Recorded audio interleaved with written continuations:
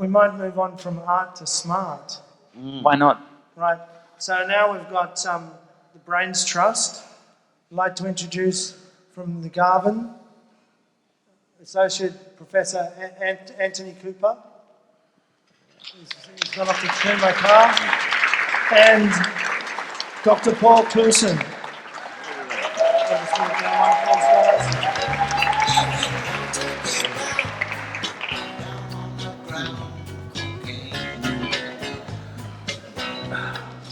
Sorry, I was still cleaning out your oven. It took me a while to change. I'm glad if there's anything I can do. You got an olive in your tea. Yes, it's water with an olive. Oh, yes. Wink, wink. Okay. Okay, Paul. As a neurologist, just for the people who don't know much about Parkinson's, can you give me a quick brief on Parkinson's? Well, first of all, it's a very slow disease. It's got a time course of between 10 and 25 years. And we all know it affects movement because we see it all around us when we see people with Parkinson's disease. But it also affects other things like thinking, sleep, and mood. And do you want to talk about how to diagnose it? The diagnosis is made basically on movement criteria, although there are other features that people have. And those criteria are three. The first one is a tremor, and the tremor usually is on one side of the body, and it disappears when you use the arm or the leg. And 60% of people have a tremor, so it's very easy if people walk in with an asymmetrical tremor into your office as a neurologist. But the other things are what they call rigidity, and rigidity is limb stiffness, and that's the other feature is what's called bradykinesia, or slowness of movement. So you need two of those three criteria to diagnose Parkinson's disease. And it's a very slow disease, but the good thing is there are quite a lot of treatments around nowadays to help with it. And Antony, as we're here for positivity, you're going to announce the cure tomorrow? Pressure's on, mate. Spent too much time cleaning my oven. I would enjoy doing that, but you'd probably breathalyze me if I had that. So, no, we're not announcing the cure today, but I can do it. What would you say, where would the next breakthrough be coming? Look, as researchers in the field, we all have different perspectives. The one I bring, I'd say, I look forward to is two, and one I'll talk about in a few minutes, and that is, can we diagnose people much earlier?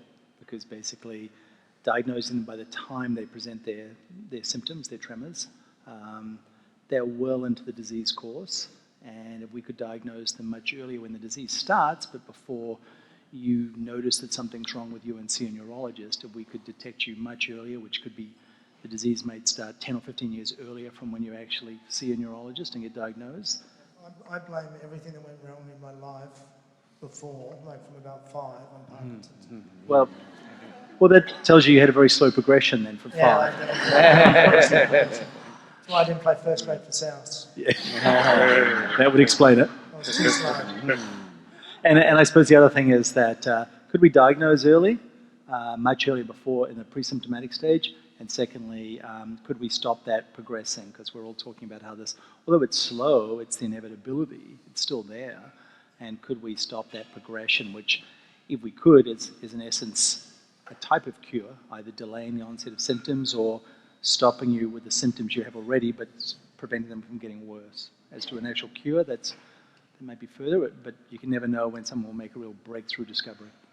And when you make a breakthrough, do you like sitting in your office going, yes? We do, because look, sciences can be very frustrating. There are a lot of cul-de-sacs of which you have to do an illegal U-turn, and so those breakthroughs aren't as frequent as we'd like, but they are there. And so, yeah, you teach the young scientists to really appreciate that because they don't come along like on a quarterly basis, right? You really are excited. It's great work, and thank you very much for doing it. Why did you pick Parkinson's? You could have as a research area? As a research area. Look, I came about as scientists grow up asking a lot of questions. That means people who ask questions aren't necessarily not scientists, but we're always just why did I pick PD? Or why do we ask questions? I don't know, I just said why. It's the only question I could think of. It's the Parkinsons talking, apparently, that's your excuse. My 4-year-old. So look, I've always been interested in questions. I got into cell biology, asking what goes wrong in cells. What I then looked at in terms of seeing was that what I was working on was common to Parkinson's, and then I sort of put my head up a bit more and realized why am I not working on something that interests me that would also help people? And so they converge very nicely and brought about that. So what attracted you was there's a lot that goes wrong.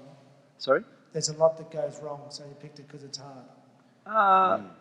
Not necessarily, just my scientific interests coincided with what I was seeing in a disease, Parkinson's, and it made natural sense to go, why can't I both ask questions and help people in the same thing? Well, I thank you very much for Pleasure. all the work that you're doing, which is great. Now, Paul, what's it like I went through what it was like for me to be told I had Parkinson's. What's it like to tell someone? Well, when I was a neurologist, practicing in practice, one's always very apprehensive about breaking bad news to people. So obviously one tries to, because particularly when you know the diagnosis, it's a chronic progressive neurological disease, it's going to have a major impact on your personal life, on your family, on your work and your finances. So you're always very apprehensive about bring bad news to patients. So I always try and tell them, try and put a positive spin on it, saying, look, it's a very slow disease. There's time for adjustments along the way, and there's a lot of treatments available for Parkinson's disease now than there were 20 years ago, including deep brain stimulation. Now, you've actually been diagnosed with Parkinson's in 2004? Yeah. Yep. Did you self-diagnose? Well, the story was that I started noticing symptoms on my left side in the year 2000, and I did what most males do, which is very good, use the ostrich method, to put your head in the sand and pretend it's not happening. And as I progressed over those before diagnosis, my foot had curled in when I run, my left arm would stop swinging, and I remember doing the city surf one year particularly. Anyway, my colleagues in the neurological department at Westmead at the time were talking about me. And one day the boss pulled me into his office and said, I think you've got Parkinson's. And I said, well, I know I've got Parkinson's.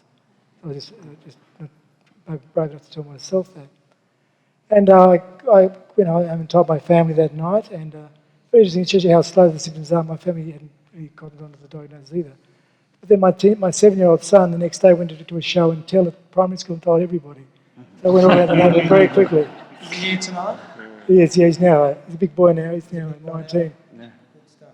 No, because I was told about it and how you were diagnosed by someone else, which made me think one of three things. A, your symptoms crept up on you. You didn't notice, which you mentioned. B, you're in denial, which you mentioned. Or C, you're a shit neurologist. I just want to counter the last point. I work with a very esteemed neurologist at the BMRI at Camperdown, Simon Lewis. I've asked Simon to vouch for my credentials as a neurologist tonight. Where are you, Simon? Simon? I think he's just left. Thank you, Simon. Is he shit?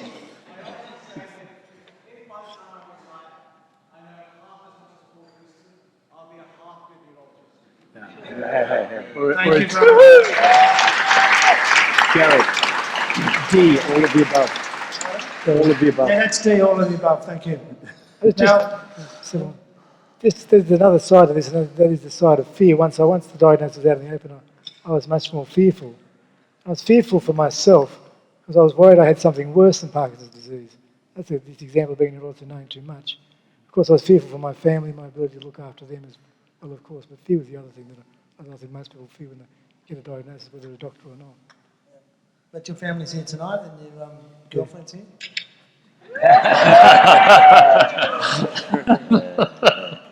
No fear there, mate. No fear there. So now is the important question. Which question is that? Is it easy to pick up girls with PD? No. Chicks with Parkinson's. You know what I do? When they go, hey, I was at a function last night, and they go, oh, can I I had to get photos taken. But when I put my arm around them, Oh, no. I think I make them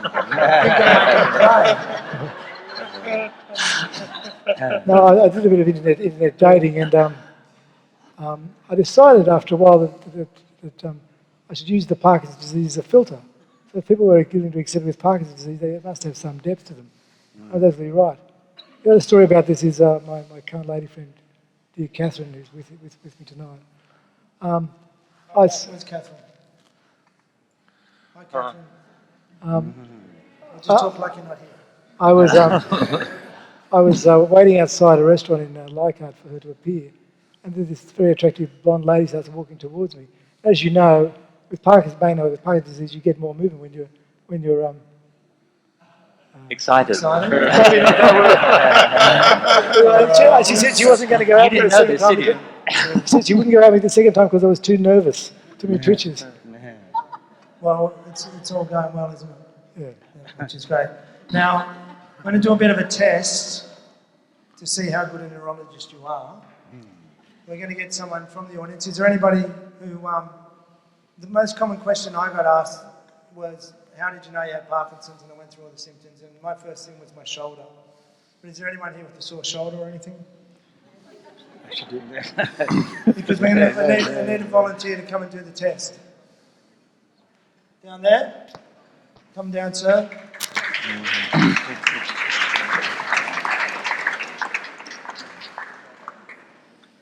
And this will show you, this will give you an idea of how it's done. So does he? Do you think you've got Parkinson's? It's genetic. It's genetic. Oh. So it's going to come, is it? Who's your...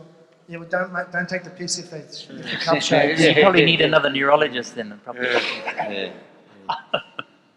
The first thing to say about Parkinson's disease, and I thought Simon Lewis would agree with me, that a good neurologist can make the diagnosis as soon as the patient's walking the door because he's stooped, he's shuffling, much less facial expression, a tremor, and you know they've got Parkinson's disease before you even talk to them. So the rest of it is just to justify the charge. He said it.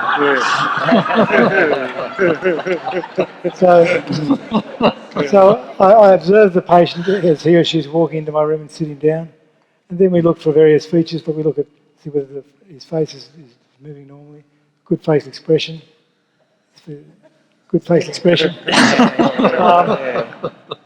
and then obviously there's no tremor here. So what we do, we put your drink down.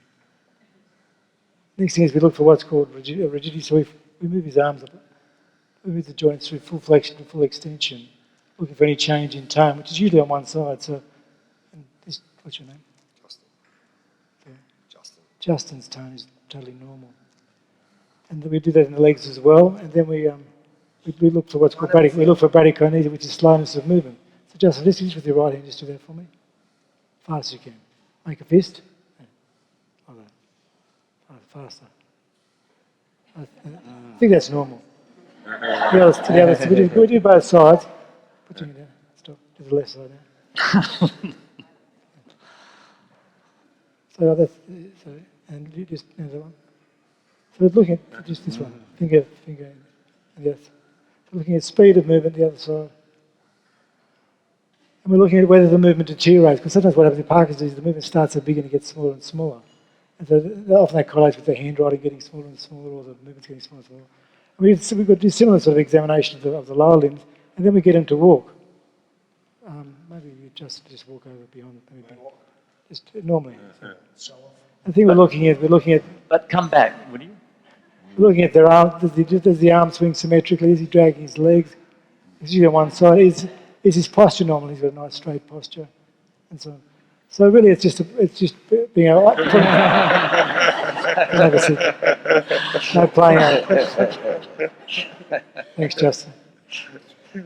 I think I can comfortably say you don't have Parkinson's disease. Thank you very much.